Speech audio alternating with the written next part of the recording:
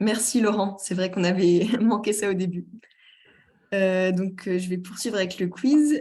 Donc, au niveau de la quatrième question, les aliments volailles utilisent plus de 50% de protéines importées.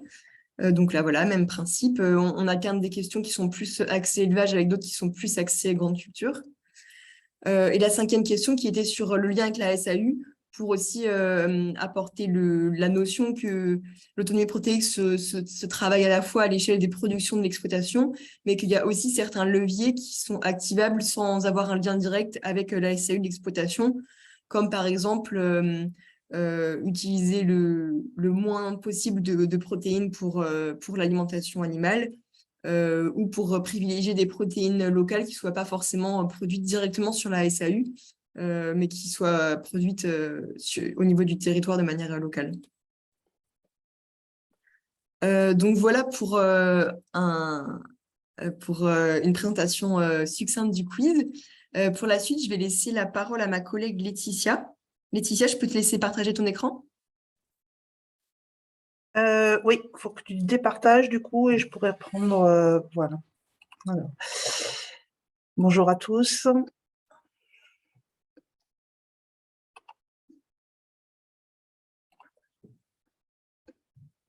Voilà, vous le voyez vous voyez la présentation du coup? Oui. Oui. Très bien. Donc effectivement, la deuxième partie de ce passeport enseignement, c'est une introduction à tout ce qui concerne l'autonomie protéique. Donc il y a introduction, en gros, c'est le rappel de quelques principes généraux pour cadrer cette problématique. Et ensuite, en fonction des supports, comme le quiz, ces différents éléments peuvent être utilisés en début de formation ou de séquence de formation, d'enseignement, ou à la fin pour, par exemple, après le quiz, apporter des éléments de réponse, entre guillemets, un peu plus détaillés. Donc, comment c'est construit? Effectivement, donc on a une première diapositive qui rappelle un petit peu d'histoire, donc avec des grandes dates sur l'autonomie protéique, avec en 1974 un premier plan protéines suite au premier choc pétrolier, et puis voilà d'autres dates clés qui font foi, et puis donc des plans protéiques qui se sont mis en place les années suivantes. Donc avec un tableau également récapitulatif qui montre entre la production et la consommation, année par dizaine d'années par dizaine d'années, plus ou moins, un peu la répartition de ces protéines, pour voir le bilan en matière riche en protéines. Ensuite, on a une diapositive qui correspond à l'estimation de la dépendance nationale aux importations de protéines dans l'alimentation, et ce réparti par filière. Donc les filières, donc avec les petits pictos qui sont représentés, on a toujours les bovins viande, les bovins lait, les porcs et les volailles, donc avec les taux représentés, et avec une petite particularité sur bovins viande et bovins lait, avec une dépendance faible, puisque dans ces chiffres-là, le calcul a été réalisé en intégrant la part de fourrage dans la ration. Si ce n'est pas le cas, et si on compte les sols concentrés, alors on est plutôt autour de 40% de dépendance pour ces élevages ruminants. Donc voilà, et pour expliquer que la dépendance, quelles sont les conséquences, l'utilisation de soja OGM, on a parlé, la contribution à la déforestation, empreinte carbone et danger de la fluctuation des marchés. Donc ensuite, l'idée, c'est voilà, de faire un petit... Excusez-moi. Oui, est-ce que vous pourriez appuyer sur la touche plein écran pour votre diaporama si pardon, j'y étais pas, effectivement. Pas Voilà, là, c'est bien? Oui, très bien, merci. Merci, désolée.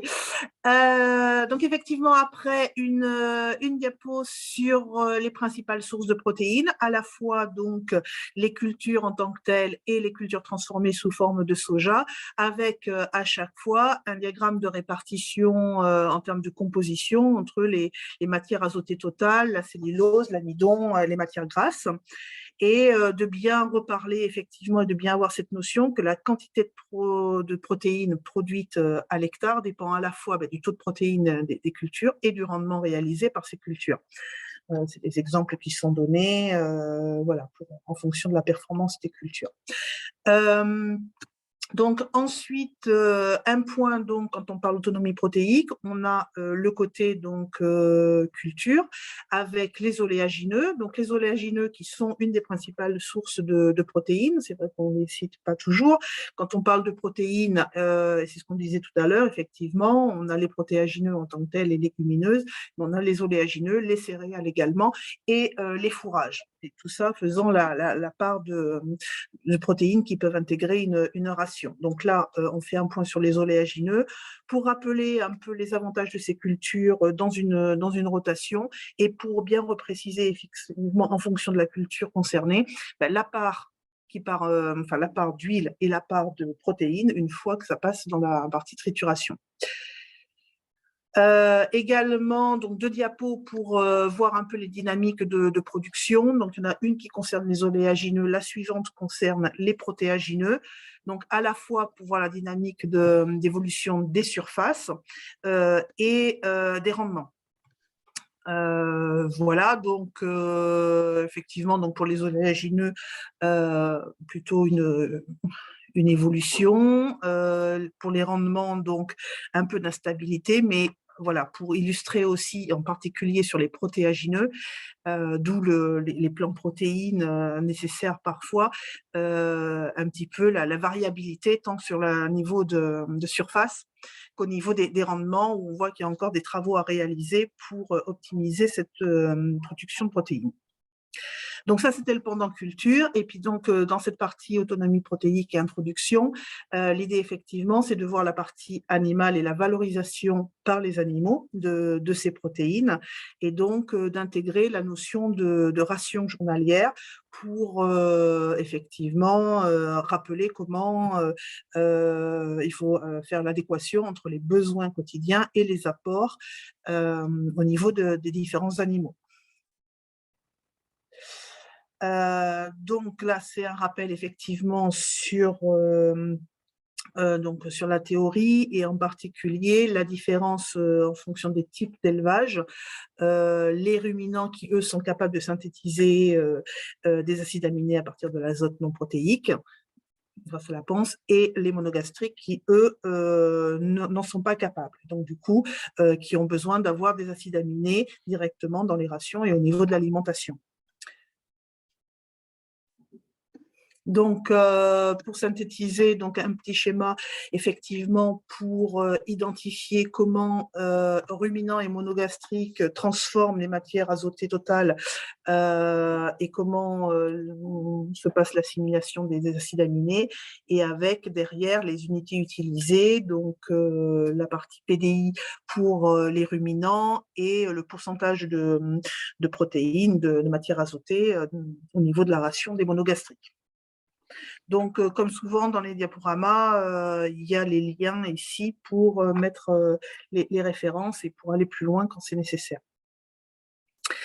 Donc, le principe de la ration, c'est effectivement d'adapter les besoins, la ration, les apports aux besoins de chacun des animaux.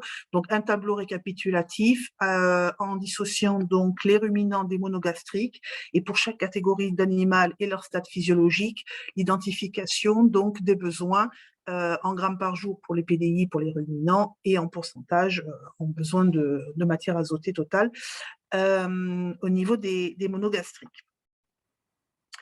Donc, dans le diaporama, sont également présentés quelques diapos là, que je ne vais pas développer sur tout ce qui est autonomie protéique et gaz à effet de serre. Donc, juste pour rappeler qu'au niveau de l'élevage, il y a un impact, une diminution des gaz à effet de serre si on limite les achats d'aliments.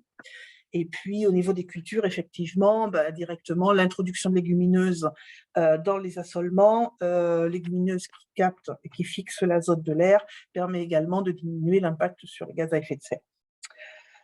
Au niveau de la PAC, c'est pour rappeler effectivement la PAC et les aides pour les protéines végétales, avec un objectif d'ici 2007 d'augmenter la part d'aide, plus 20 millions d'euros sur les protéines végétales. Et voilà, et de voir comment les aides sont adaptées et les forfaits d'aide prévus pour ces cultures protéiques. Alors, pour finir sur ce diaporama, en fait, l'idée ensuite, c'est d'aborder les différents leviers. Vocation de levier activable pour atteindre cette autonomie protéique, à la fois pour les ruminants et les monogastriques. Donc là, je vais juste vous présenter le schéma d'arbre des leviers tel qu'il a été constitué pour les monogastriques, sachant qu'effectivement, le pendant existe et a été réalisé pour la partie ruminant également. Donc l'idée effectivement pour cette autonomie protéique, c'est toujours d'appliquer, enfin oui, quasiment toujours pour les ruminants, c'est un peu la même chose et Marine l'a dit tout à l'heure, on a 2 stratégies complémentaires pour améliorer l'autonomie protéique. C'est à la fois utiliser moins de protéines sur l'élevage, donc une question d'optimisation en termes d'utilisation des protéines, donc la notion de ne pas gaspiller. Et puis, la deuxième stratégie, de privilégier les protéines locales. Donc, dans la définition de local, à la fois tout ce qui est production sur l'exploitation, donc ça peut être des adaptations d'assolement, vous voyez tout à l'heure la production de légumineuses, par exemple, mais ça peut être aussi se fournir en termes de protéines chez des voisins, donc à proximité ou dans la région, plutôt que faire des importations. Et on a le lien avec la limitation des OGM, une des questions du quiz, par exemple. Donc, les arbres de levier sont constitués comme suit. Donc, on a notre autonomie protéique et puis on voit au fur et à mesure quels sont les leviers activables en les affinant au fur et à mesure, et ce qui permet, vous, dans vos séquences d'enseignement, de faire des focus et d'alimenter effectivement dans les séquences la fonction des supports. Donc, avec les 2 axes, l'utilisation de moins de protéines et la protéine locale, et qui vont donner lieu à chaque fois, si on prend l'utilisation de moins de protéines, par exemple, avec des leviers comme l'efficacité alimentaire, des aliments moins riches en protéines ou des apports ajustés aux besoins.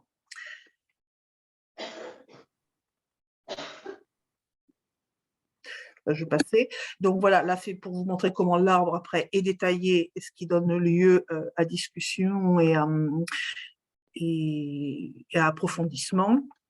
Donc c'est le premier levier d'optimisation de l'économie des protéines. Donc, je vous disais l'efficacité alimentaire qui était le premier grand levier. Et après, quelles sont toutes les actions concrètes pour agir sur ce levier ou pour activer ce levier? Eh bien, travailler sur les conforts thermiques avec chauffage, paillage, améliorer les conditions sanitaires, traiter sur tout ce qui concerne l'énergie de l'aliment. Et puis, on a comme ça toutes les différentes catégories de leviers qui sont listées. Donc ça, c'était notre premier pan sur l'économie de protéines. Et on a le même principe d'arbre de levier qui se fait sur la recherche de protéines locales. Donc, comme je vous disais tout à l'heure, quand on parle de protéines, ça concerne aussi bien les céréales, protéagineux, oléagineux, les coproduits et les légumineuses fourragères. Et puis, pour chacune d'entre elles, eh bien, de voir quels sont les leviers. Ben, ça peut être d'adapter la fertilisation azotée sur des céréales, pour des protéagineux, ben, les mener en culture, en pur ou en mélange, etc. Et c'est ce qui permet de détailler l'arbre des leviers. Et c'est sur quoi, ce que va vous présenter Marine en suivant, dans les TD, ce sur quoi il est proposé de travailler en groupe sur ces leviers avec les étudiants.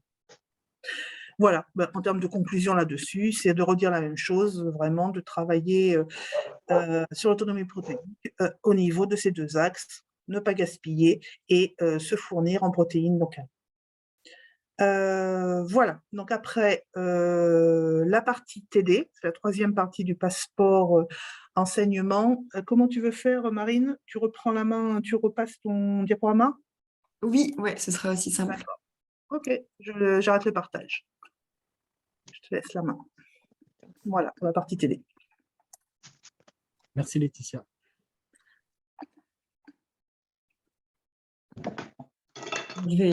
Alors, je vais enchaîner sur les TD.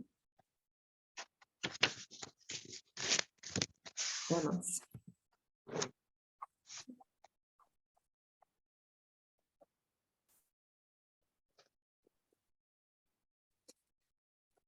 Donc, suite à ce premier diaporama introductif, on a deux propositions de support pour construire des TD qui se déclinent à la fois en herbivore et en monogastrique.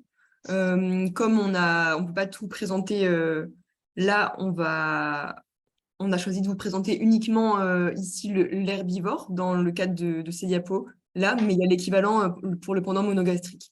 Donc, c'est les mêmes en termes de... C'est quasiment les mêmes en termes de méthodologie et de support proposé.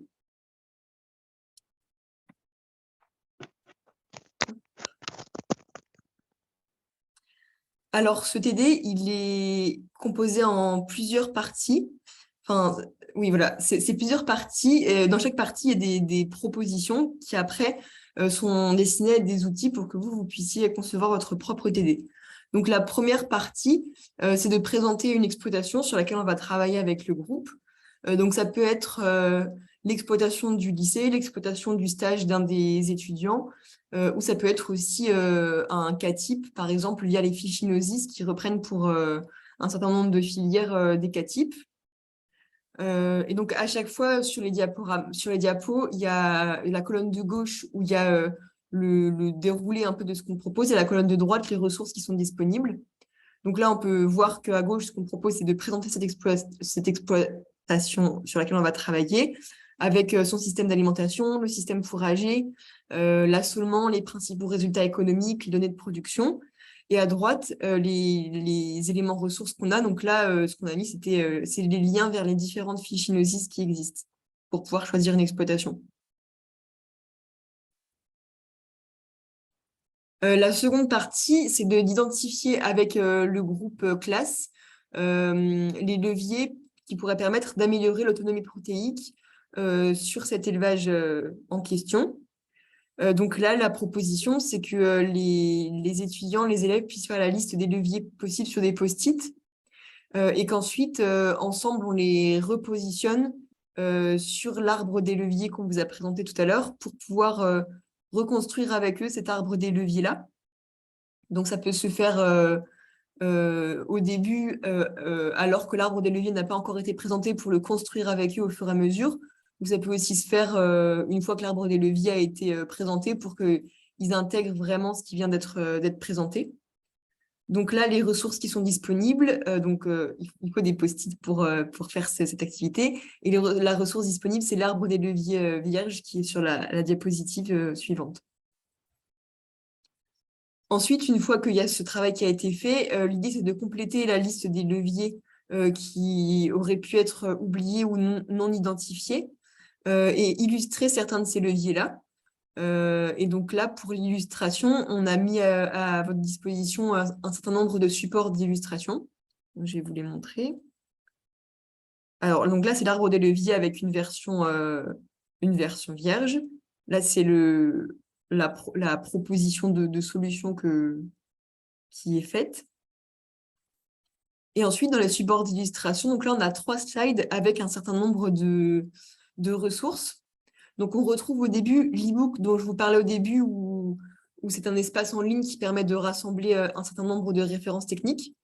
Et ensuite, comme dans nos différents échanges, il s'est avéré que les vidéos témoignages étaient quelque chose qui était assez intéressante pour les enseignants et qui pouvait être des supports assez interactifs pour animer des groupes classes.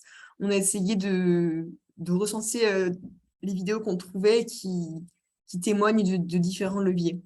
Donc là, pour les leviers autour de produire et autoconsommer sur l'exploitation, on a un certain nombre de vidéos et ensuite des éléments plus techniques, des cahiers techniques. Donc voilà, il y a un certain nombre de liens. Ensuite, pour tout ce qui est autour des légumineuses fourragères, comme la luzerne, le trèfle violet ou les dérobés, on a pareil un certain nombre d'éléments techniques et des vidéos. Et pareil pour tout ce qui est métail, mélange céréales protéagineux en grains ou en silé. Ensuite, une fois que donc, les leviers ont été listés, ont été classés et ont été illustrés, l'idée, c'est de repartir sur le cas type qui a été présenté et de modéliser un changement de pratique par sous-groupe.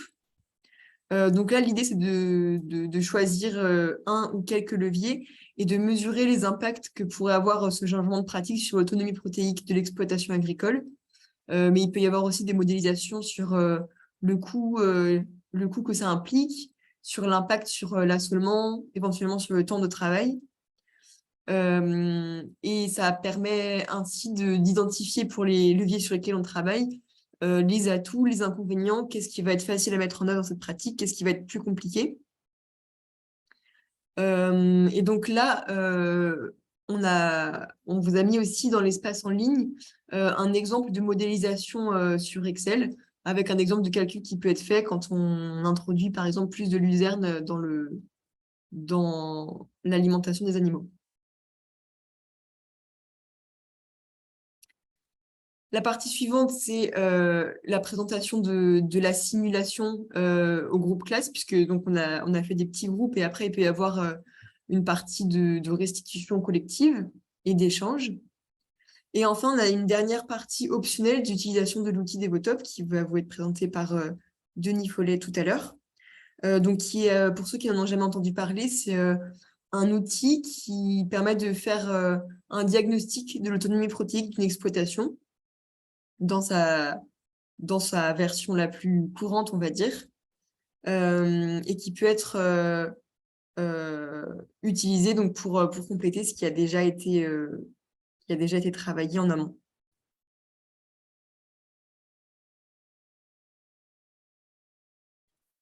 Peut-être qu'on peut faire une petite pause pour savoir si jusque-là, au niveau des 3 supports qui vous ont été présentés, donc le quiz, le diaporama général et le TD, est-ce qu'il y a des premières questions ou remarques de votre part? Et s'il n'y en a pas d'ailleurs, on peut laisser la parole aussi avant de prendre les questions, on peut laisser la parole à Corinne Gerlesquin, qui a travaillé avec nous dans le cadre de ce projet-là. Qui est donc enseignante au lycée agricole de Loisellerie à côté d'Angoulême. Donc Corinne, peut-être qu'on peut te laisser la parole. C'est toujours parlant d'avoir des témoignages d'enseignants à enseignants sur ce type de support. Ah, on t'entend pas. Ouais, non, toujours pas. Je sais pas si au niveau du casque... Moi, je l'entends. Ah, j'entends pas. Est-ce que ça marche? Oui, c'est bon. Oui. Est-ce que ça marche? Oui, On t'entend, Vous Corinne. m'entendez? on t'entend C'est bien. bon. Alors, ouais, on a des petits problèmes techniques au niveau de l'oisellerie, donc on est sur 2 micros et moi, j'ai pas l'écran en fait, mais je l'ai sur la collègue et voilà, je suis avec Cécile Lefebvre, donc ma collègue de zootechnie. En fait, on a utilisé effectivement dans la phase test une partie seulement des outils qui vous sont aujourd'hui proposés. D'abord, dans le cadre d'un stage collectif activité territoire pour des staffs de production, donc avec sur une entrée thématique pourquoi et comment produire des protéines à destination animale et humaine sur notre territoire charentais. Et donc, en fait, ça se déroulait sur une semaine, mais la phase effectivement introductive, repérage d'enjeux, on a utilisé le quiz et le diaporama. Donc, le quiz en introduction, ensuite le diaporama sur la première partie. Les élèves étaient en salle informatique et découvraient de manière individuelle, avec prise de notes, des informations sur le diaporama. Et ensuite, retour en salle avec de nouveau le quiz et un partage de réponses, où là, on était effectivement en interaction davantage avec eux et ce qu'ils avaient retenu, leur questionnement. On avait complété aussi par un petit film sur la déforestation, puisqu'on est aussi sur une entrée. Alors, bien sûr, là, on est très dans le module S4, technologie de production, mais on essaie aussi de faire des liens avec le S1, durabilité de l'alimentation et gestion des ressources. Donc, du coup, on avait aussi fait un petit film passé un petit film sur la déforestation et fait le lien effectivement avec les importations de soja. Du coup, après, il y a eu des visites d'exploitation agricole qui avaient réfléchi à plus d'autonomie sur leur exploitation. Donc, après, on n'a pas remobilisé les outils. Je pense même on aurait pu effectivement a posteriori utiliser, je me rends compte, effectivement l'arbre vierge et puis leur demander d'illustrer effectivement les leviers qui avaient été activés par les agriculteurs. Donc, ça me donne une idée peut-être si on repart sur cette thématique pour conclure. On l'a utilisé également en BTS Sax, donc en première année, où on traite effectivement des relations production animale et production végétale dans une série de Et du coup, avec pareil, ma collègue de zootechnie, on a utilisé le quiz et le diaporama, donc un peu selon la même procédure. Mais effectivement, le diaporama, on a été un petit peu plus loin dans l'analyse de la première partie. Alors là, on leur a montré en fait, et malheureusement après, les conditions aussi d'enseignement avec Covid nous ont pas permis d'aller explorer toute la deuxième partie du diaporama, qui voilà était censé être un support plus contextualisé. Voilà. Donc, on n'a pas pu aller jusqu'à l'étude de cas, sachant que sur notre exploitation, effectivement, on a travaillé pas mal sur l'autonomie alimentaire et l'autonomie protéique en particulier, et que voilà, on prévoit vraiment d'aller exploiter davantage l'outil dans cette deuxième partie diaporama, mais plutôt sur polygastrique, et de l'utiliser peut-être effectivement pour aller plus loin sur notre exploitation en termes de qu'est-ce qu'on a fait, peut-être d'où on est parti, qu'est-ce qu'on a fait notamment dans le cadre d'une AMAEC système, quel impact ça a eu, et pourquoi pas après aller vers… le prof de gestion était intéressé aussi sur, en deuxième année, toute la Devotop et la manière dont effectivement cet outil, vous allez le découvrir tout à l'heure, permet de voir tous les impacts d'une modification de ration. Voilà, pour des BTS, aller jusqu'à effectivement des indicateurs calculés de durabilité ou d'impact économique et technique, notamment travail. Voilà. Donc, j'espère que c'est un outil qui va connaître un bel essor en lycée agricole. Merci Corinne pour ton intervention et pour ta participation au groupe de travail. Merci à vous. Je vais reprendre la parole pour le temps. Donc, il est 3h moins 10. On n'a pas de questions dans le chat, mais si vous avez ne serait-ce qu'une remarque ou un commentaire à nous apporter, n'hésitez pas, hein, vous prenez la parole. C'est assez libre par rapport à ça. Donc, je voulais aussi vous rassurer par rapport à tout ce qui est téléchargement et puis récupération des supports. On verra ça en toute fin de webinaire. Je vous expliquerai vraiment pas à pas comment les récupérer. Marine est passée assez vite sur des outils Excel qui par exemple, pour vous aider à simuler un changement, l'incorporation d'un nouvel aliment dans l'alimentation. Donc là, M. Follet nous a mis à disposition des outils très, très pratiques que vous pourrez aussi utiliser en complément de Devotop. Donc, on va vous montrer tout ça. Donc, la deuxième partie, elle est centrée sur l'outil Devotop et sur de la simulation.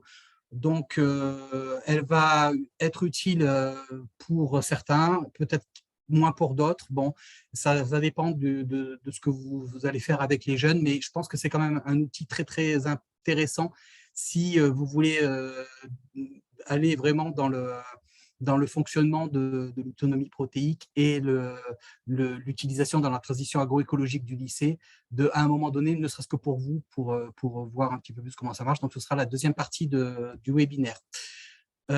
Donc, je ne vois pas d'autres questions. Donc, je vous propose une petite pause technique de 5 minutes pour souffler un peu. Et puis, on reprend tout de suite après, donc les 52 à 57, 58, on reprend avec l'outil Devotop.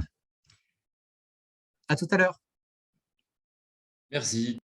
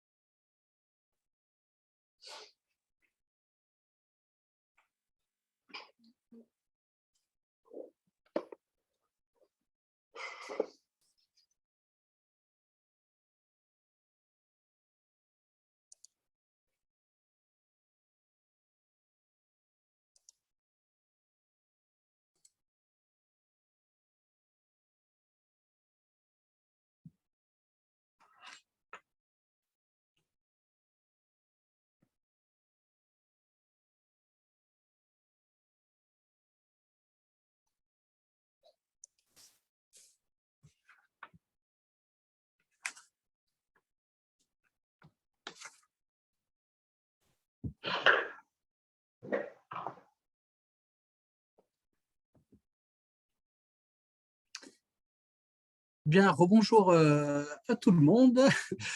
Marine, je vais peut-être vous repasser la parole, peut-être pour nous représenter l'outil, enfin, dans quel contexte Devotop, Cité Protéines, voilà, un petit peu rappeler le contexte et puis donner la parole à M. Follet. Oui, bah, je pense que je vais directement laisser la parole à Denis pour introduire et développer un peu la présentation de l'outil. Denis, normalement, tu dois avoir accès au partage d'écran. Et donc, je vais faire ça.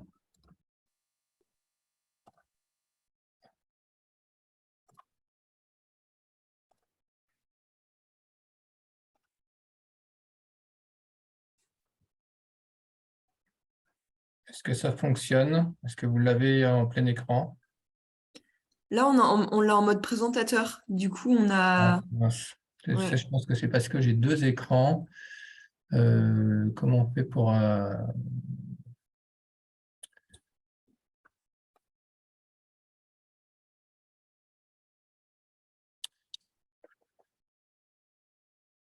Il doit y avoir un truc pour pouvoir enlever ça. Comment on fait?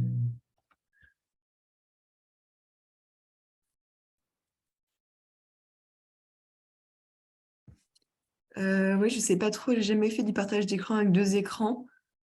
Au moment où tu Ouais, partages, il ne te demande pas quel écran tu veux partager. Normalement, oui, hein, dans la fonction écran partagé, Il faut que tu ailles dans paramètres d'affichage c'est ça. en oui, haut oui. et tu vas choisir, je sais plus, écran. Mais Tu c'est où le vois, paramètre d'affichage? Je ne vois pas. devant toi, sur ta fenêtre, au milieu, tu as affiché la barre de tâches, paramètres d'affichage et fin du diaporama, au-dessus de ton diaporama, qui s'affiche sur l'image de gauche. Non, quand tu étais dans le partage. Refais partager pour voir.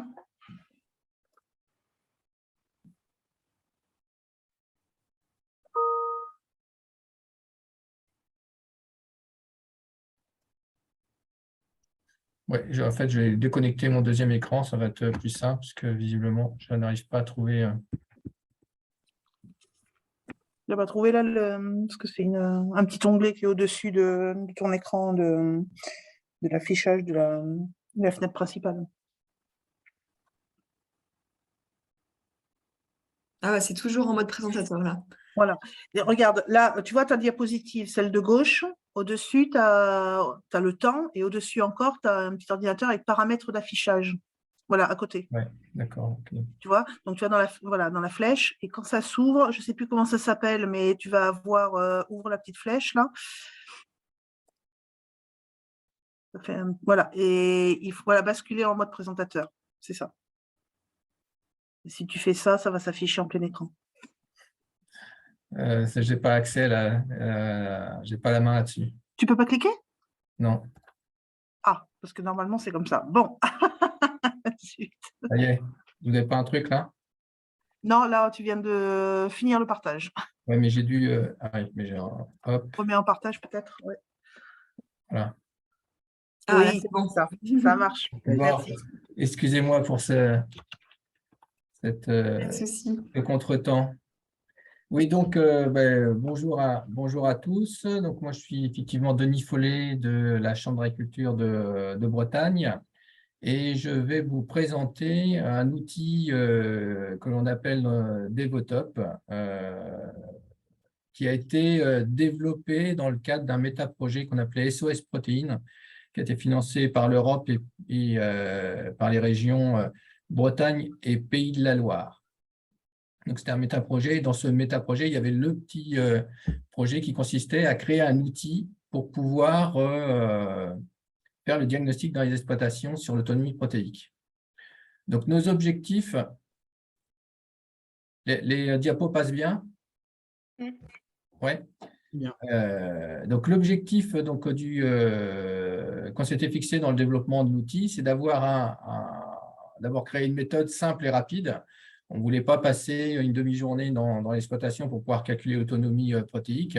Donc, on a développé cette méthode pour qu'elle soit rapide d'exécution. On voulait s'adresser à toutes les filières d'élevage.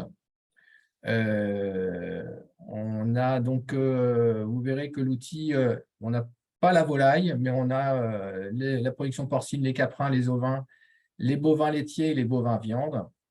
Et on voulait avoir aussi des indicateurs pertinents de réflexion autour de l'autonomie.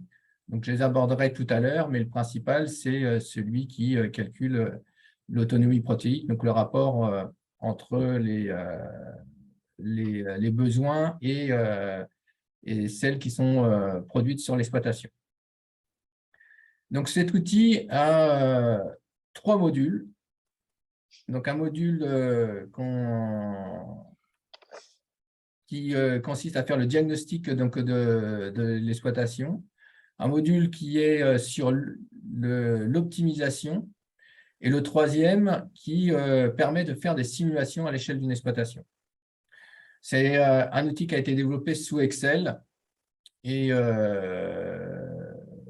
donc qui est donc utilisable et téléchargeable donc, dans la boîte à outils que vous présentera donc, tout à la fin Laurent Catalan. Donc d'abord, le module diagnostic. Le but était de situer son exploitation par rapport à des références et des références qui se rapportent à son système de production. Alors comment ça fonctionne? Comme je disais, c'est une méthode assez simple.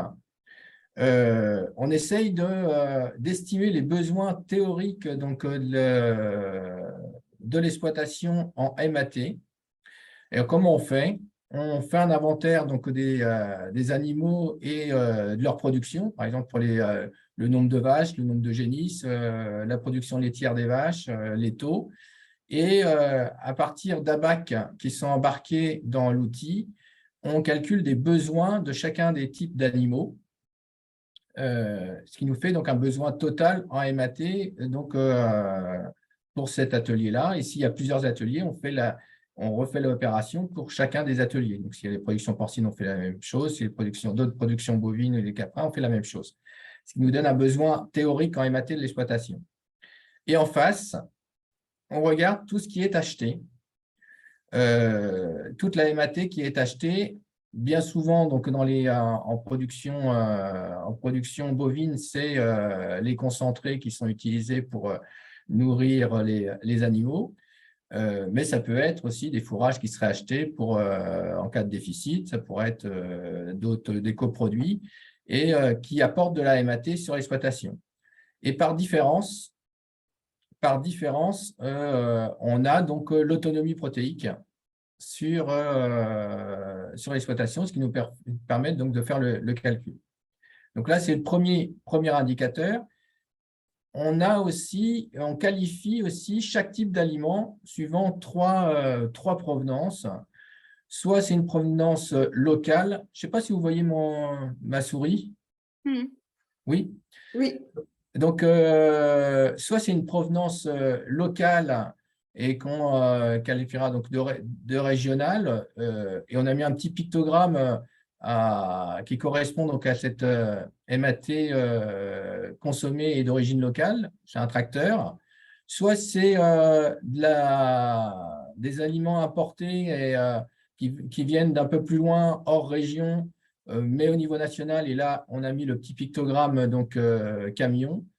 Ou alors, MAT qui est vraiment importé. Là, on pense souvent au soja sud-américain et c'est un pictogramme donc bateau. Donc, chacun des aliments qui sont utilisés sont caractérisés et localisés. Denis, on a une question dans le chat. Pourquoi pas les volailles dans Devotop? Parce qu'on n'avait pas eu les ressources, les ressources, les ressources humaines pour pouvoir développer l'outil, y compris pour la volaille. Mais donc voilà, c'est juste un problème de ressources humaines. Très bien.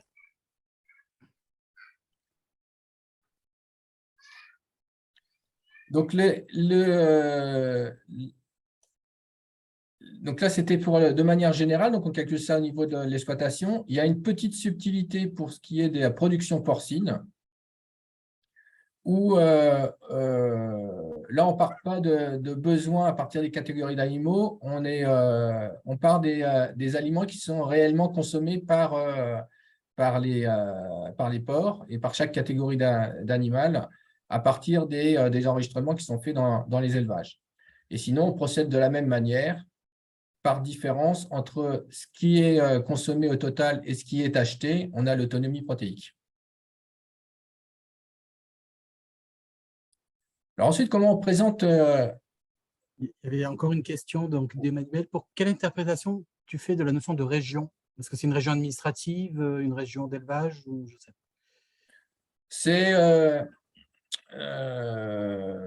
sais pas.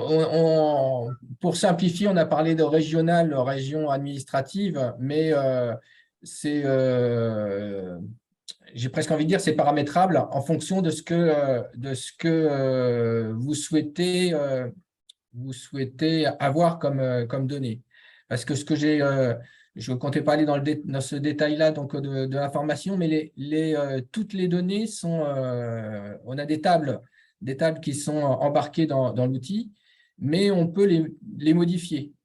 Donc, si vous considérez, par exemple, que vous êtes en limitrophe d'une autre région et que vous avez un aliment qui vient d'une dizaine de kilomètres et que vous considérez que c'est régional, vous pouvez changer le paramètre dans l'outil et le changer de catégorie.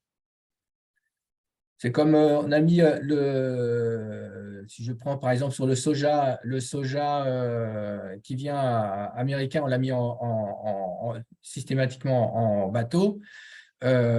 Si vous achetez du soja produit localement, eh ben, vous pouvez changer le paramètre de l'aliment et le mettre en régional ou national si, par exemple, pour un Breton qui achèterait du soja qui viendrait d'Aquitaine, par exemple. Tout est modifiable dans l'outil. Les données sont embarquées, mais on peut jouer dessus. Alors, je ne sais pas si ça a répondu à la question. Emmanuel, tu nous dis si tu as encore des questions. Oui, c'est bon. C'est bon? Merci, oui. Alors ensuite, donc une fois qu'on a fait, je décris la méthode, je vais montrer un peu ce que ça apporte comme résultat. Donc, on a les besoins de l'exploitation qui sont quantifiés pour chacune des catégories d'animaux. Donc là, on a pris une exploitation lait plus sport, par exemple. On a les besoins des vaches laitières, on a les besoins en MAT des génisses et on a les besoins de l'atelier porcin. Ce qui nous amène donc sur cette exploitation-là. Compte tenu des achats qu'on a en face, donc là, il y a des correcteurs azotés qui a été acheté et puis des autres concentrés. On a acheté 225 000 tonnes de MAT sur l'exploitation alors qu'on avait 364 tonnes de besoins, ce qui nous fait une autonomie de 38%. Donc, on a la répartition des besoins, comme je le disais. On a également la répartition des aliments qui viennent de l'extérieur. Je passe mes petites animations. Donc, les aliments de l'extérieur qui peuvent être les tourteaux pour beaucoup, les protéagineux, les céréales qui peuvent être achetés, et puis les aliments, les coproduits ou les aliments minéraux qui peuvent aussi être achetés sur l'exploitation. Et donc, on a au final le bilan et la dépendance de l'exploitation aux protéines. Donc là, on a une autonomie de 38%, donc par déduction, et donc une dépendance de 62% sur cette exploitation. Donc là, c'est un premier écran de rendu. On a un autre écran de rendu qui à l'échelle de l'exploitation où on répartit la provenance selon le type d'aliment. Donc, soit c'est des fourrages qui sont produits et valorisés sur l'exploitation, soit c'est des concentrés produits. Donc là, on peut imaginer qu'il y ait du blé qui a été consommé sur l'exploitation. Et là, le reste, c'est des concentrés achetés. Parfois, il peut y avoir aussi des fourrages achetés. Je vois qu'il manque l'étiquette, mais en bleu, ça serait des fourrages achetés. Donc, la provenance, l'AMAT construit et produit, l'AMAT acheté, les fourrages de l'exploitation ou les fourrages donc achetés. On a donc, on a vu tout à l'heure le rapport d'autonomie qui pouvait se calculer sur la MAT. On peut faire aussi le même rapport sur les quantités massiques des concentrés achetés, qui peut être un petit peu différent compte tenu de la valeur de chacun des concentrés. Donc ici, on a 67% d'autonomie sur la partie de consommation de concentrés. Et une autonomie massique de 100% parce qu'il y a pas sur les fourrages, parce qu'il n'y a pas d'achat de fourrage sur cette exploitation-là. Donc ça, c'est le deuxième écran donc, de restitution. Un troisième, c'est sur la provenance. Donc là, c'est intéressant à l'échelle de l'exploitation, mais on peut aussi raisonner à l'échelle d'un territoire. La provenance donc, des aliments. Donc là, on répartit la provenance aussi en fonction de la MAT. Donc, on a la MAT produite, la MAT achetée, la MAT donc, tracteur qui regroupe ce qui est produit sur l'exploitation et ce qui est acheté localement. On a la MAT, donc camion, ce qui est régional. Ici, donc 15% donc, de la MAT qui viendrait donc, au niveau régional. Et donc 36% qui viendrait donc, importer probablement outre-Atlantique dans cette exploitation-là, si c'est du soja. Et le dernier écran, c'est on estime le coût de la dépendance donc à la MAT en calculant donc on fait une estimation une petite règle de calcul qui permet de faire une estimation du coût de la matière azotée dans chacun des aliments. Et à partir du coût de la matière azotée de chacun de ces aliments qui sont apportés, on calcule donc la dépendance. Donc, ici, dans notre exploitation, on aurait, par exemple, 18 000 euros de dépendance donc, aux protéines achetées pour ce qui est de l'atelier lait et 68 000 pour la production porcine. Ça nous donne une petite idée de ce sur quoi on peut jouer, où on va jouer quand on va parler d'autonomie protéique dans ces élevages. Donc, c'est le coût théorique de la dépendance, la ventilation donc, par atelier, comme je viens de le dire. Et puis, également pour les ateliers porcs, on a la spécificité de la lysine qui est aussi quantifiée. Donc, on calcule aussi un coût de la dépendance donc, à la lysine.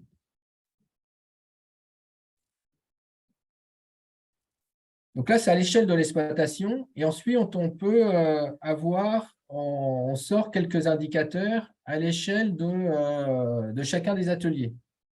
Alors là, je ne vais pas vous montrer pour tous les ateliers. J'ai pris l'exemple de celui de la production laitière, mais on retrouve des indicateurs équivalents dans les autres productions.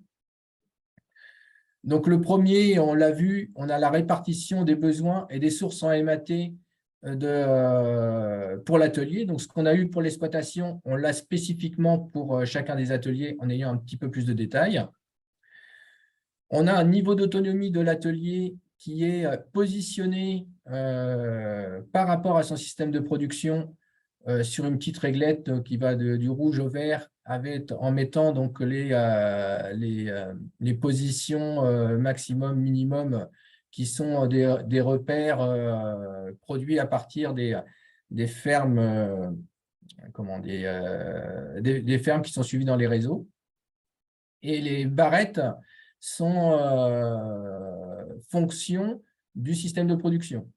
Si je prends l'exemple de la production laitière, on a 4 barrettes différentes suivant la part d'herbe dans le système fourrager. Il est évident que plus on a une part d'herbe élevé dans le système fourrager, plus il est facile d'avoir une autonomie forte sur cette exploitation-là. Donc ça, c'est le deuxième indicateur. On a des indicateurs techniques du type consommation de concentré par animal ou par unité de production, par exemple, par litre de lait ou par kilo de viande produite, si on est sur les bovins viande. On a un autre indicateur qui est le niveau d'autonomie, niveau de production autonome. En fait, ça, c'est un indicateur qui permet de voir avec la MAT disponible sur l'exploitation, quelle est la part de… donc ici, c'est pour un atelier lait, la part du lait qui est produit par les protéines de l'exploitation. Donc ici, dans l'exemple, il y aurait 4 966 litres de lait qui pourraient être produits uniquement par la MAT de l'exploitation. Ce qu'on regarde aussi, donc il y a des petits… Je suis désolé parce qu'il y a je pense qu'entre le diaporama et puis ce qui est représenté à l'écran, il y a des petits décalages d'images. Donc, il y a des choses qui sont coupées. Un autre indicateur est la surface mobilisée par l'atelier. Alors, je trouve ça quelque chose d'assez intéressant. On regarde la surface qui est nécessaire pour… donc là, c'est une exploitation laitière. Pour produire le lait sur l'exploitation, il faut 85 hectares. Et on a la répartition. Donc, les 85 hectares, il y en a 94% qui sont sur l'exploitation, 5% qui concernent donc les hectares de grains intra-consommés, donc ça fait 4,7 hectares, et puis 1% qui sont des hectares extérieurs. Donc, je vois en lisant la diapo qu'il y a une petite… que les barrettes ne sont pas proportionnelles, mais sur l'outil, ça sort comme avec la même la proportion est respectée. Donc, je trouve ça intéressant d'avoir cette surface mobilisée. Et il y a un autre indicateur qui n'apparaît pas. Alors, je ne sais pas pourquoi on n'a pas on voit pas toute la diapo. C'est la production par hectare, mobilisée. Donc, on peut aussi calculer, donc c'est à partir des éléments de l'outil, on peut calculer la part le volume de lait qu'on peut produire à l'hectare en introduisant donc les hectares qui sont extérieurs à l'exploitation.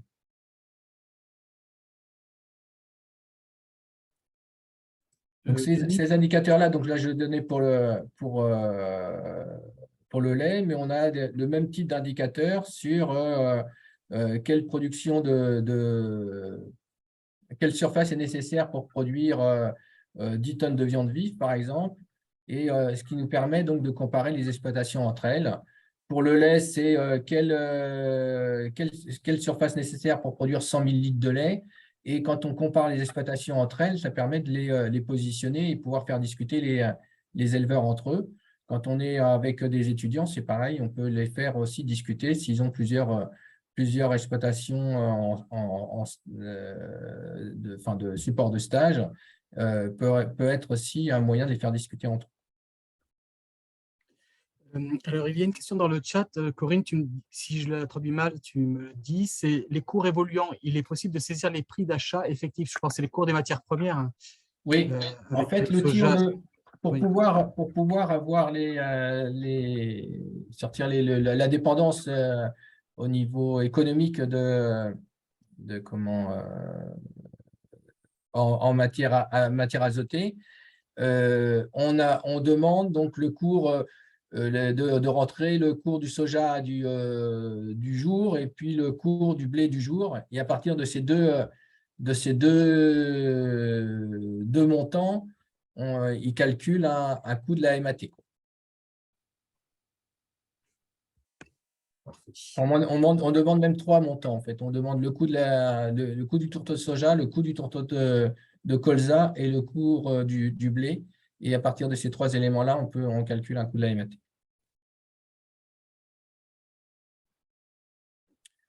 Alors, il y a une spécificité pour la production porcine, c'est de calculer l'efficacité protéique. Et l'efficacité protéique, il la calcule de la manière suivante. Donc, c'est la quantité de MAT consommée par 100 kg de carcasse produite. Et de la même manière, il positionne donc les élevages, suivant si c'est des naisseurs engraisseurs ou seulement engraisseurs. Il positionne donc sur les barrettes donc où se situe l'élevage par rapport donc aux références. Donc cet outil, cette partie-là d'outils, c'est donc la partie diagnostic, c'est l'outil est mis à disposition. Vous verrez, c'est très très simple à compléter. À titre d'exemple, lorsque moi je vais dans une exploitation pour faire un diagnostic autonomie, j'ai pour moins d'une demi-heure pour saisir les chiffres et on a l'autonomie protéique qui est calculée. Et cet outil de diagnostic est disponible, donc, comme je le disais, avec l'ensemble donc, des outils qu'on vous donnera les accès en fin de webinaire.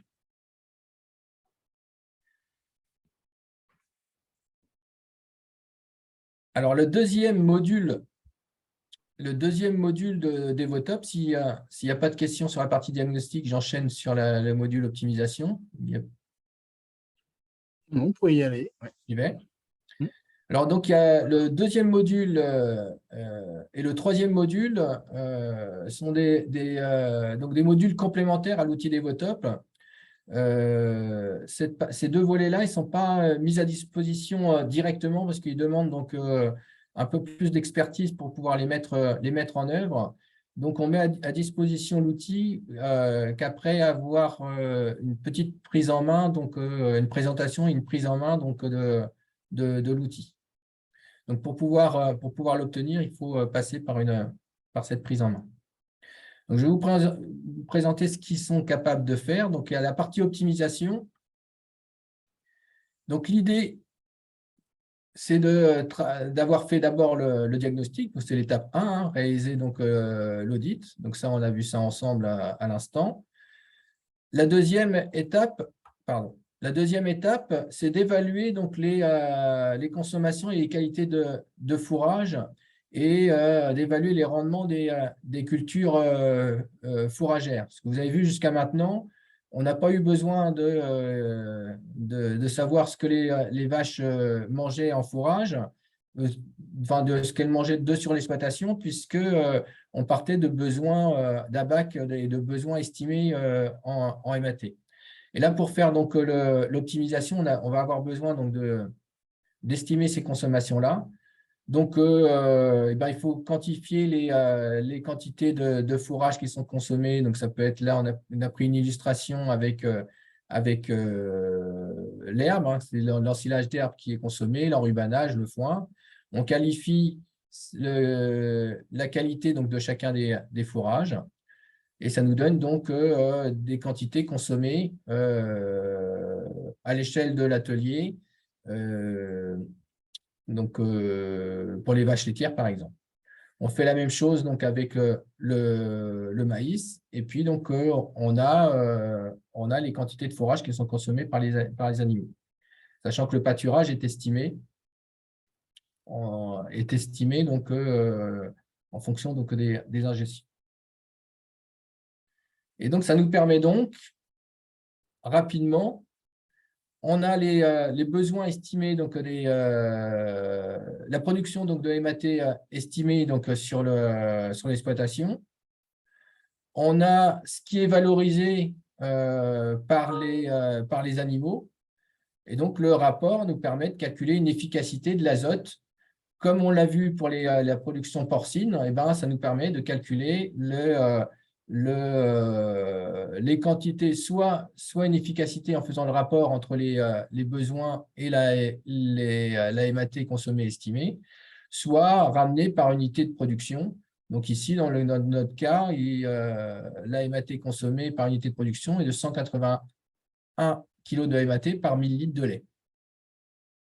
Donc là, c'est un petit module qui permet de positionner les exploitations en fonction donc, de l'efficacité de l'utilisation donc, de la MAT.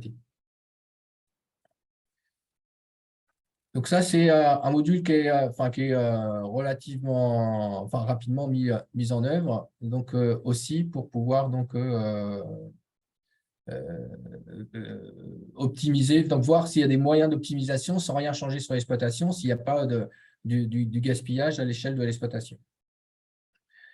Et le troisième module, qu'on a appelé module de simulation, donc lui, il consiste à mettre en œuvre un ou plusieurs leviers pour pouvoir améliorer donc, l'autonomie à l'échelle de l'exploitation. Donc ça commence par un petit arbre de décision. Donc je ne vais pas le détailler parce qu'on l'a déjà vu un petit peu tout à l'heure avec Marine. Mais donc, on a dans l'outil un petit arbre de décision qui permet d'orienter donc l'utilisateur vers l'un ou l'autre des leviers à actionner. Et derrière, le simulateur a embarqué un certain nombre de leviers qui sont actionnables suivant l'atelier qu'il y a sur l'exploitation. Donc, si je ne vais pas prendre l'ensemble des leviers, mais il y en a 22 qu'on peut mettre en œuvre. Donc, il y en a un qui concerne l'optimisation du pâturage ou de l'affouragement en verre en augmentant donc, la part d'herbe dans la ration ou en augmentant le rendement par hectare. Il y en a un qui est sur la concentration azotée des rations à base de maïs en silage. En faisant varier la concentration azotée, on peut gagner quelques points d'autonomie. Si on regarde que sur les bovins laits, il y a tout ce qui concerne l'introduction de grandes légumineuses dans l'assolement. Il y a l'utilisation de dérobés que l'on peut mettre en place, qui peuvent être utilisés à la place du maïs à une période de l'année. Ça peut être l'utilisation de mélanges de protéagineux ou donc dans les rations. Ça peut être tout simplement intraconsommer des céréales ou des mélanges de céréales ou des protéagineux grains produits ou achetés sur l'exploitation. Et le dernier levier qui concerne que les vaches laitières, c'est de baisser le taux d'élevage et libérer donc de la surface fourragère sur l'exploitation. Donc, là, je vous ai listé les leviers pour les bovins laits, mais on a des leviers qui sont spécifiques donc, à la production porcine et des leviers qui ne sont pas forcément mis en œuvre pour toutes les productions.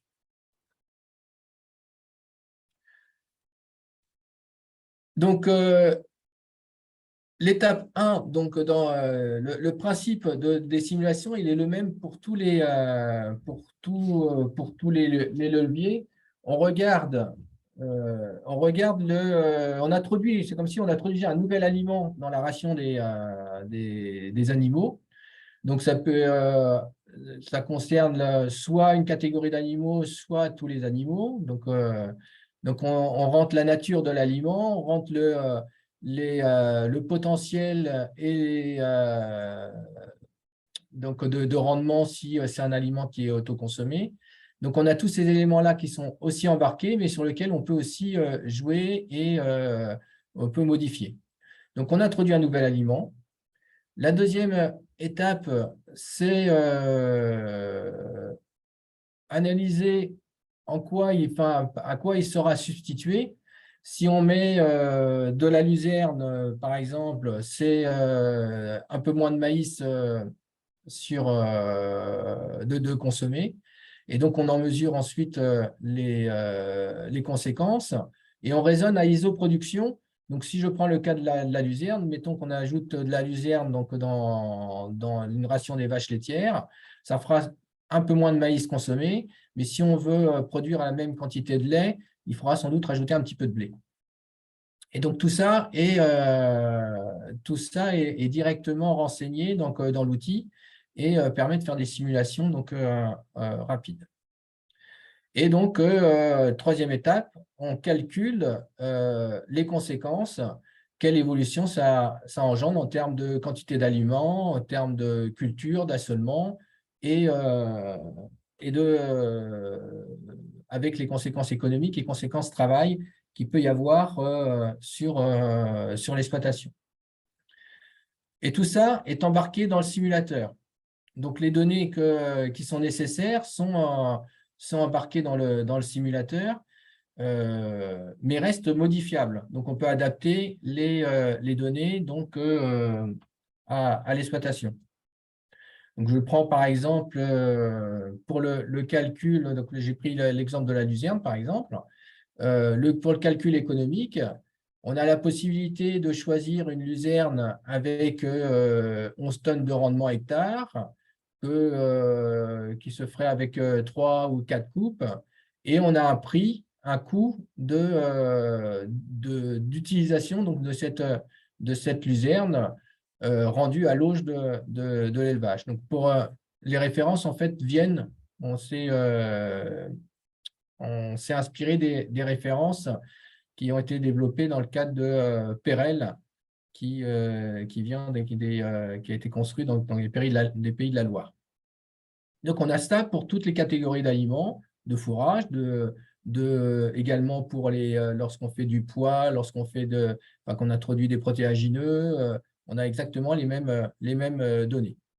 Alors, ces données-là, elles sont embarquées, mais comme je disais à l'instant, on peut aussi les modifier pour les adapter à l'exploitation.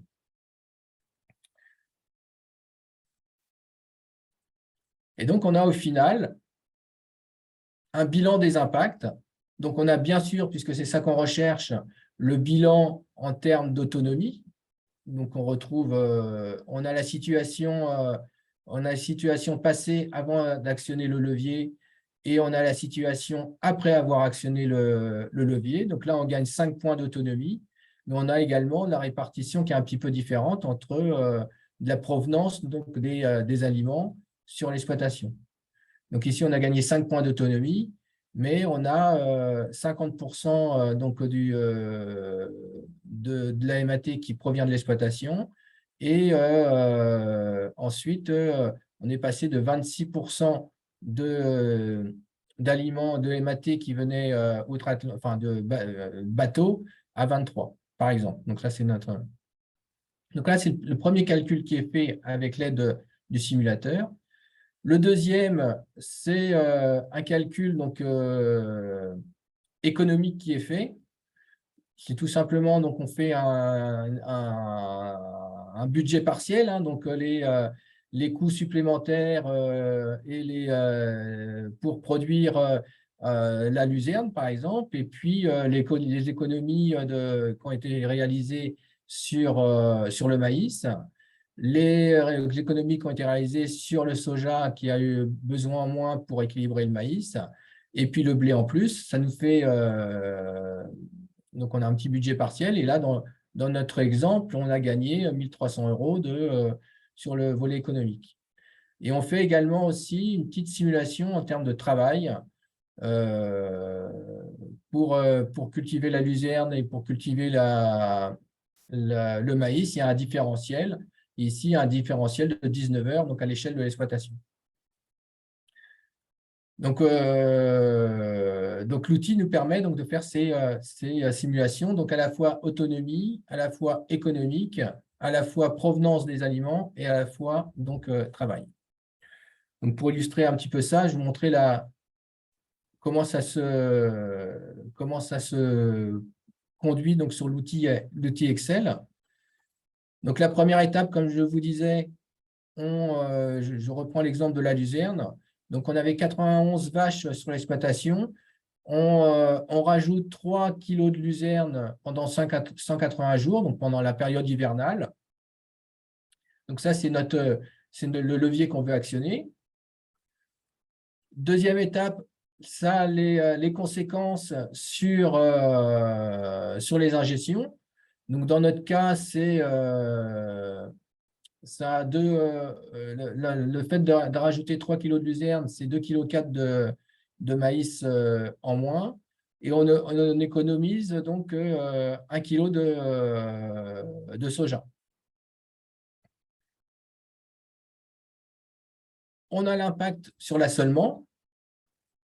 Plus de luzerne à 11 tonnes de rendement, compte tenu de l'effectif, ça nous fait 4,5 hectares donc 4,5 hectares de luzerne en plus. Mais on a économisé 2 hectares 6 de maïs sur l'exploitation. À chaque hectare, on a des heures de travail, ce qui nous permet donc de calculer du temps de travail pour produire donc, donc la luzerne et pour l'économie de temps qu'on a sur le maïs irrigué. Mais comme on utilise un peu plus de surface, la surface en moins est prélevée donc, sur les cultures de vente. Et ici, on a fait le choix que ça soit sur du blé, qui nous permet aussi qui nous permet donc d'économiser du temps, donc aussi sur cette exploitation-là. Ça a un impact aussi sur la paille, puisqu'on a comme on a 2 hectares, 1,9 hectare de blé en moins, c'est de la paille en moins. Et quatrième niveau, en fonction des surfaces, en fonction des coûts à l'hectare ou à la tonne, ça nous permet de calculer donc, notre fameux budget partiel, les charges en plus qui apparaissent en rouge, ou les charges en moins qui apparaissent en vert, ou les produits donc en moins, donc en rouge, ou les charges en plus qui apparaîtraient donc, aussi en rouge. Donc là, on a un solde de 1374 donc, sur l'exploitation. Et puis, donc, le cinquième cadre, c'est sur l'autonomie, donc sur l'autonomie avec la provenance des aliments qui est notée par comparaison à notre situation initiale qui apparaît ici à droite sur l'écran. On peut également, dans certains cas, simuler un investissement. Je pense notamment quand on va faire de l'autoconsommation de céréales, il faut par exemple un broyeur. On peut estimer le coût du broyeur, le coût de l'amortissement et qui est intégré aussi dans le calcul économique. Donc voilà là, ce que l'outil peut apporter en termes de simulation. Donc on peut faire ça très rapidement. Et donc, comme je disais en introduction, cette partie optimisation et cette partie simulation demandent un petit peu d'expertise pour s'adapter d'un cas à chacune des exploitations. Et si on veut commencer à intégrer à modifier donc, les paramètres de chacun des aliments, les paramètres de rendement, les paramètres de coût, ça demande d'avoir une petite expertise quand même. Donc, on ne met pas l'outil dans les mains de tout le monde sans qu'il y ait une prise en main ou une petite formation de 2 heures qu'on fait également en webinaire. Alors peut-être avant de terminer sur la dernière diapo, où je vous présente cette diapo-là, puis après je passerai peut-être aux questions. Donc, on a, comme je disais, il y a possibilité donc, de prise en main de l'outil Devotop sur la partie optimisation et la partie simulation dans le cadre de webinaires de 2 à 3 heures, donc à distance. Il y a une date qui est programmée pour les enseignants de Normandie, Pays de la Loire et Bretagne le jeudi 17 novembre matin. Donc, normalement, les enseignants de ces 3 régions ont dû recevoir des invitations pour pouvoir y participer. Donc, si vous êtes intéressé, n'hésitez pas à vous inscrire. Et puis, donc, dans les suites aussi donc, de l'outil Devotop, la partie diagnostic va être développée sous web. Elle est en cours là, de construction. Hein. On est dans la phase finale pour les tests. Ça devrait être livré d'ici fin 2022. Donc, le problème de l'outil Excel, c'est qu'il demande d'être dans une version, d'avoir Excel déjà, d'avoir une des versions récentes. Et donc, c'est pour ça qu'on a souhaité développer l'outil sous web pour avoir une meilleure accessibilité, que tout le monde puisse l'utiliser, qui puisse être utilisé donc, en toute sécurité et avec l'utilisation de mots de passe. Et il y aura des possibilités de gestion par individu, par organisme. Par exemple, si dans une école, les étudiants utilisent donc l'outil, ils pourront partager leur diagnostic les uns avec les autres si donc on identifie par exemple l'école, et ils pourront donc comparer leur diagnostic les uns aux autres. Par contre, dans cette version Devotop en web, il n'y aura pas de module optimisation et pas de module simulation.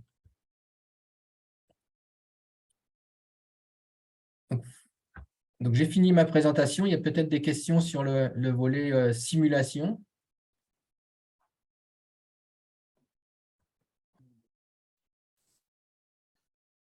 Merci Denis, je ne vois pas de questions. Donc là, pareil que tout à l'heure, si vous avez des remarques ou encore des questions, n'hésitez pas à prendre la parole, à désactiver le son, à activer le son, pardon. Peut-être j'avais juste une petite remarque, peut-être juste dire que dans le cadre de Protein Lab, ce qu'on avait à disposition, c'est l'Excel de la version Devotop pour le côté diagnostic, et que le côté modélisation, il n'a pas été mis sur Protein Lab, et pour y avoir accès, il faut s'adresser directement à l'équipe qui gère Devotop. Enfin, tu me dis, Denis, si c'est bien… Oui, c'est ce que je précisais donc à la fin. Donc, on a souhaité ne pas le mettre à disposition directement, puisqu'il nécessite une petite prise en main. Et c'est notamment donc l'objet du webinaire du 17 novembre qui permet donc de prendre cette prise en main, quoi. À la question donc de Corinne, pour savoir s'il y a une formation qui est prévue, envisagée en Nouvelle-Aquitaine, je ne sais pas si, pour l'instant, donc c'est organisé sur Normandie-Bretagne, et donc c'est via Eric Plaz, pour ceux qui sont en lien avec lui, c'est ça? C'est ça, oui. D'accord. Donc, en fait, nous, on va aller voir, Laurent, si tu es d'accord, on va reprendre contact. Donc, pour les enseignants, hein, il y a des correspondants dans chaque région. Peut-être que donc, sur la Nouvelle-Aquitaine, c'est Noémie Ouvrard. Donc, il faut qu'on aille voir vers Noémie s'il y a un pool d'enseignants suffisant pour organiser quelque chose. Sinon, peut-être, si ça ne se fait pas bientôt, à la limite, et si vous êtes intéressé, rejoindre la Bretagne et la Normandie pour la formation. Enfin, voilà. On avait posé la question à Eric Plaz. Il ne souhaitait pas l'ouvrir dans un premier temps parce qu'il ne sait pas il sait pas le nombre d'enseignants qu'il peut y avoir. Donc, mais il n'excluait pas la possibilité que s'il y avait suffisamment de place, qu'on puisse l'ouvrir dès le 17 novembre. D'accord. Ouais.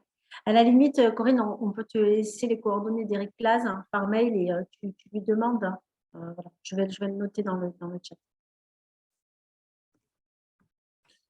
Alors, on a une question de Laura Andrieux. En Occitanie aussi, on est preneuse. Voilà. Okay. Donc, du coup, ça fait un peu tache d'huile. En fait, donc dans chaque région, il y a des correspondants qui sont chargés alors des formations, donc et de l'animation, du développement des territoires. Je ne sais pas si vous êtes en contact avec eux, plus ou moins. Alors, selon les régions, ça va être plutôt des gens qui sont en lien avec les exploitations, et dans d'autres régions, plutôt avec la formation. Mais on va vous mettre la liste des correspondants, et sur l'espace Raisonnac va vous présenter Laurent. On peut faire ça, et comme ça, vous prenez contact dans votre région et faire remonter les besoins en formation, en fait, sur ce sujet-là. Oui, j'entends Delphine sur Grand Est. Grand Est, oui. Alors, sur Grand Est, il y a… Voilà, bon, on va vous faire passer le nom des collègues, et puis en fait, ils sont basés en DRAF, hein, les collègues, et puis Delphine, classiquement, c'est Margot Cuvier, par exemple, qui va revenir. Voilà, faut faire remonter les infos aux collègues, et si vous êtes assez nombreux, à ce moment-là, c'est possible. Sinon, on va regrouper les régions. Oui, je suis surpris que le format webinaire soit si limitant que ça pour reprendre les mêmes et recommencer finalement. Là, vous êtes en webinaire en Bretagne, Denis? Ou vous Oui, êtes ce en sera en présentiel? webinaire, oui. Ouais. C'est pas forcément limitant, hein. On peut, voilà. Mais on sait qu'après, au-delà d'un trop grand nombre de personnes, on a du mal à échanger. Et donc, quand on rentre vraiment dans le sujet, dans l'outil, voilà. Toujours. Oui, parce que Denis, peut-être un mot sur la formation.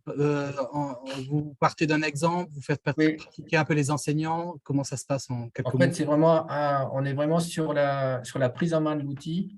Et donc, le scénario pédagogique, pour reprendre les termes des enseignants, je ne sais pas si c'est le bon terme, il consiste à prendre un cas réel, enfin un cas, et de saisir le diagnostic et faire quelques simulations pour voir comment on procède avec l'outil et avec les commentaires qui vont. Donc, ça dure 2 bonnes heures de procédé. Et forcément, des questions peuvent arriver dans la présentation de l'utilisation de l'outil. Donc, il y a ces questions-réponses en temps réel, quoi. Très bien. Et j'avais une question qui m'est venue pendant le webinaire là. Est-ce que au niveau conseiller, ces méthodes de diagnostic de l'autonomie protéique sont de plus en plus vulgarisées, j'imagine? Est-ce que peut-être demain les enseignants pourront aussi faire appel à des conseillers formés pour animer, pour ici ou là, s'ils veulent rajouter dans leur séance de l'expertise? Est-ce qu'ils pourront est-ce que c'est une voie qui est envisagée pour démultiplier l'outil, ou ça Donc, c'est encore trop tôt peut-être? Non, je ne pense pas que ça soit trop tôt. Il y a, dans le cadre du plan protéines, cet outil-là a été déjà vulgarisé à l'échelle nationale. Mhm. Et donc, il est utilisé déjà par plus d'une centaine de techniciens à l'échelle nationale. Dans les régions, donc Pays de la Loire et Normandie et Bretagne, où on était les concepteurs, on est déjà un petit peu plus avancé donc, dans l'utilisation, puisqu'il y a eu toutes les phases de test, et puis aujourd'hui, la diffusion en termes de l'outil Excel est déjà… les conseillers se sont déjà bien appropriés. Donc, j'ai envie de dire non, au contraire, nous, on est tout à fait favorable à ce qu'il y ait des interventions qui puissent se faire. Et j'irai peut-être même un peu plus loin. Ces questions d'autonomie protéique, c'est des questions aussi qui sont abordées par les agriculteurs eux-mêmes, beaucoup dans le cadre de groupes. Il faut reconnaître que c'est des actions qui sont menées plus en groupe qu'en individuel. Et dans le cadre de groupe, je pense qu'il y a aussi des passerelles à faire entre du travail qui est fait dans les groupes d'agriculteurs et des étudiants. Ça nous est beaucoup demandé, notamment dans les groupes GI2E, les groupes 30 000 au niveau des phytosanitaires, mais je pense que c'est des choses qui peuvent être développées aussi sur d'autres thématiques comme celle de l'autonomie protéique. Très bien. Merci. Alors, je regarde le chat. Bien, s'il n'y a pas d'autres questions ou remarques, Mégane, vous avez allumé votre caméra, vous voulez? Non? Non, c'est bon. Écoutez, donc du coup, je vais juste regarder l'heure. Très bien, il me reste suffisamment de temps. Je vais vous montrer comment on accède aux ressources sur Protein Lab. Alors, Marine, il va falloir me donner l'accès. Si je vais pouvoir… Voilà, donc… Et normalement, quand vous faites partager l'écran, vous devez avoir… ça doit être possible pour vous. Ok, alors je vais d'abord me mettre en Google sur le bon onglet. Rezana, voilà. Et puis, je vais le partager. Voilà. Donc, je pense que… Est-ce que vous voyez mon onglet Rezana? Oui, c'est bon. Alors, je vais faire la manipulation en direct. Du coup, l'écran va bouger et puis je reprends tout depuis le début, comment on se connecte à Rezana et puis comment on va jusqu'à la plateforme qui contient les outils. Donc, il suffit pour l'enseignement agricole et pour les autres qui ne sont pas enseignement agricole, auxquels j'ai envoyé une invitation, rentrez l'adresse email que vous m'avez communiquée lors de votre inscription. Donc, on rentre l'adresse email. On clique sur suivant. Donc là, moi, il me redemande mes identifiants.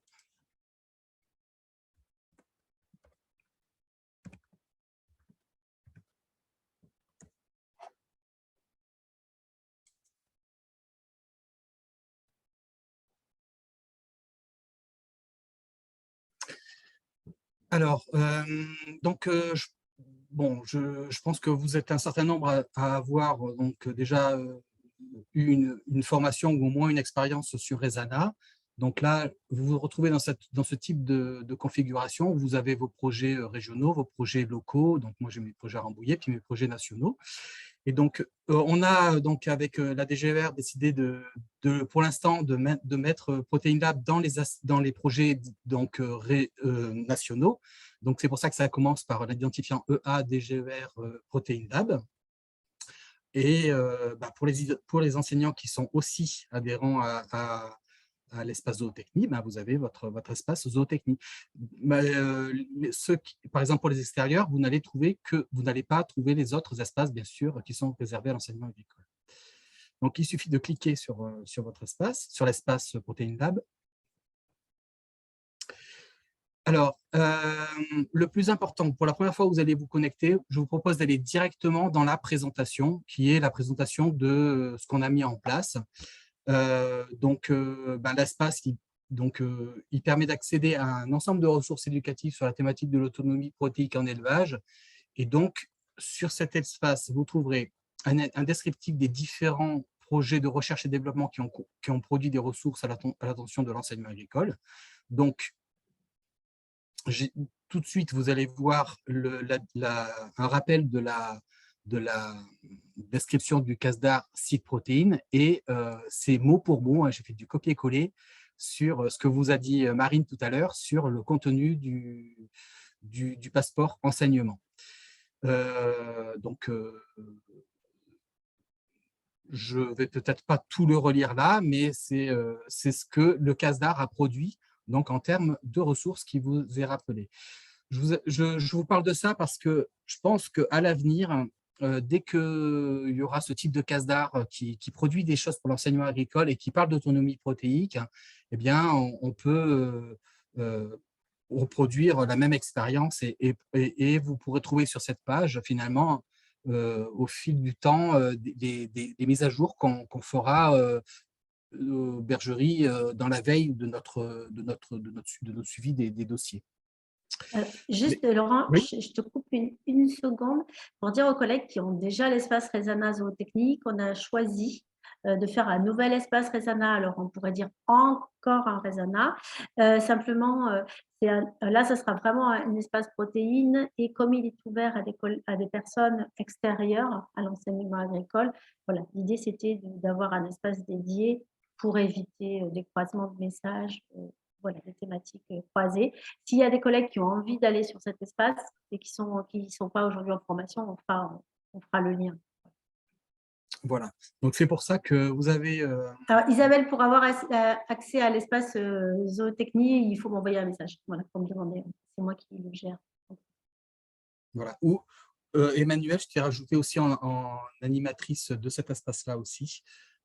Donc, tu as aussi la possibilité d'inviter des personnes.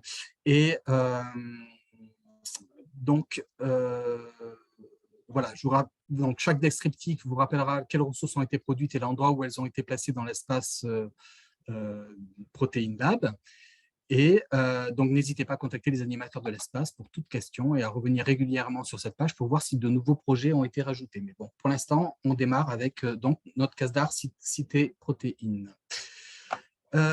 Alors, j'ai vraiment épuré au maximum ce que je pouvais faire pour, vous savez, les espaces Resana, des fois, il y a plein de boutons, plein d'options. Bon, là, donc, j'ai laissé cette partie présentation. Vous avez l'essentiel, quel projet on a, ce que vous allez y trouver. Donc là, on peut le lire un tout petit peu. Les PowerPoint, l'introduction à l'autonomie protéique, les quiz, vrai, faux, en 9 questions qu'on vous a présentées. Donc, avec l'explication, un petit rappel pour conduire un TD. Donc, les outils Devotop qu'on vous a présentés et je crois aussi des liens web, voilà, des liens web pour compléter encore vos ressources. Alors, une fois que vous retrouverez toutes ces ressources sur la plateforme en cliquant sur l'onglet dossier. Donc, une fois que vous êtes allé au bout de ce descriptif, on vous indique quoi faire. Donc là, cliquez sur l'onglet dossier. Et donc, on clique sur l'onglet dossier. Alors, dans tous les espaces Resana, il y a un dossier autre qui fait partie de l'administration du système et auquel on ne peut pas trop. Enfin, on peut accéder, mais je n'ai pas ajouté forcément de documents et on ne peut pas trop le personnaliser non plus. Par contre, vous avez, donc on a commencé à faire la configuration suivante avec Marine. Le premier onglet, c'est Introduction à l'autonomie. Vous allez retrouver l'ensemble du diaporama que Marine vous a passé. Vous pouvez donc bien sûr le télécharger, éventuellement le modifier. Donc, c'est-à-dire que vous pouvez le télécharger, le modifier sur votre ordinateur. Et si vous pensez que la version que vous avez produite, elle est intéressante pour l'ensemble de la communauté, il n'y a aucune difficulté à mettre voilà, introduction à l'autonomie protéique et à proposer une version que vous aurez complétée parce que vous avez des données, parce que vous avez des informations que vous souhaitez ou pas partager. Enfin, donc là, vous avez la version de base de départ. Après le quiz, de la même manière, sous forme PowerPoint, où vous aurez tout le descriptif des questionnaires et puis l'outil Google qui vous permet de le personnaliser en classe. Les TD monogastriques, TD herbivores. Là, pareil, sous forme d'un... Bon, on va prendre un moment pour ouvrir un fichier. Voilà, c'est quasi la version c'est la même version qui vous a été présentée tout à l'heure, avec des CATI, des descriptions et donc des modèles à partir desquels vous pouvez partir et commencer à construire un TD. Tous les liens complémentaires pour vous fournir de la documentation. Alors, pour fermer le document, c'est comme sur Windows, pas de problème. Après, on a vu donc les outils dans la deuxième partie du webinaire. Alors, sur les outils, donc, vous allez avoir accès à Devotop. Alors, Devotop, vous avez donc la version 4.01, voilà, qui est celle qui va vous permettre de réaliser un diagnostic selon ce qui vous a été expliqué. Je vous conseille deux choses. Un, de vous inspirer du guide d'utilisation parce qu'il faut suivre d'abord la formation peut-être et lire le guide d'utilisation, je ne sais pas dans quel ordre, mais moi par exemple pour l'avoir fait sur le diagnostic sur l'exploitation de la bergerie, j'ai eu besoin de me nourrir d'une vidéo qui existe sur YouTube et du guide et je suis arrivé à faire le diagnostic. Bon, je ne suis pas contre une formation complémentaire pour aller plus loin. Si vous voulez partir tout de suite utiliser Devotop, vous pouvez donc le télécharger. Comme l'a dit Denis Follet, c'est en fait, il faut avoir Excel. Ça, c'est super important. Il faut avoir Excel parce que ça ne marche pas sous OpenOffice. Et je sais que beaucoup d'établissements sont équipés uniquement sur OpenOffice. Donc, je ne sais pas comment, avec votre administrateur, vous allez pouvoir gérer ça. Alors, bon, il faut quand même Excel en version 2010. Et deuxième préconisation, il faut autoriser l'utilisation des macros. Donc là, vous n'avez aucun souci de sécurité par rapport à la version que je vous ai mise. Donc, il n'y a pas de problème par rapport à la sécurité des macros. Vous pouvez l'utiliser en tant que tel dès demain. Il y avait un petit outil simulation. Alors, là, vous me dites si je dis des bêtises, mais on vous propose un exemple de simulation donc on sort de Devotop, mais c'est simplement un onglet Excel qui reprend la méthode pour simuler un levier d'action. Donc, je ne pense pas que ça remplace Devotop, mais ça peut vous permettre peut-être de démarrer, de commencer à faire quelques petites simulations avec vos étudiants pour commencer un peu à jouer sur des simulations d'introduction de luzerne par rapport